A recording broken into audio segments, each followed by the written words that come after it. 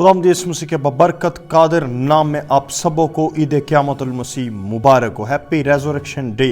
खुदावंद यीशु मसीह का जी उठना, उसके जी उठने की फतह आपकी ज़िंदगियों में हमेशा कायम रखती रहे।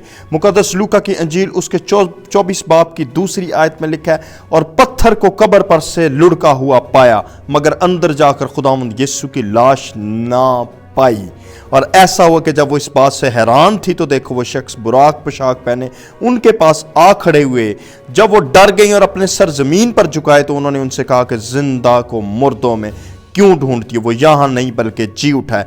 याद करो कि जब वो गलील में था तो उसने तुमसे कहा था, ज़रूर है कि इब्ने आदम गुनाहगारों के हाथ में हवाला किया जाए और मसलूब हो और तीसरे दिन जी उठे।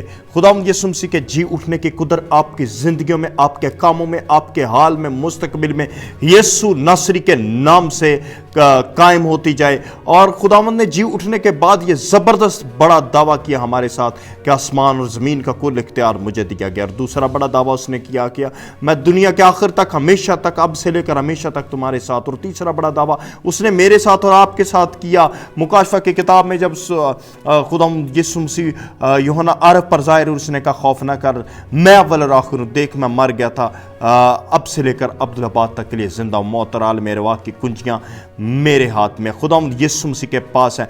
मेरे हालात की, आपके हालात की कुंजियाँ, आपकी बरक़ात की कुंजियाँ, आपकी ज़बरदस्त, आपकी ज़िंदगी में मोजज़ात की कुंजियाँ मेरे और आपके यीशु के पास है। उसका जी उठना आपको मुबारक हो। और उसके जी उठने की खुशी को जिस तरह से आज हमने सेलिब्रेट किया भी इस ईस्टर के दिन पे, आगे भी हम सारा साल सेलिब्रेट करते रहे। और ये हमारा कलमा है। अगर कोई आपसे पूछे मसीहों का कलमा क्या है, तो ये ज़बरदस्त बात है कि मेरा यीशु जिंदा है। यीशु जिंदा है, उसने मौत और कब्र पर फतह पाई। हालेलुया। दुनिया के अक्सर लोग अपने मजहबी बानी का सिर्फ पैदाइश का दिन मनाते हैं, लेकिन पूरी दुनिया में सिर्फ मसीह लोग हैं जो जी उठने का दिन मनाते हैं, क्योंकि बाकी जितने भी बानी हैं वो सिर्फ उनकी पैदाइश है और उसके बाद मर गए, वो जी नहीं उठे।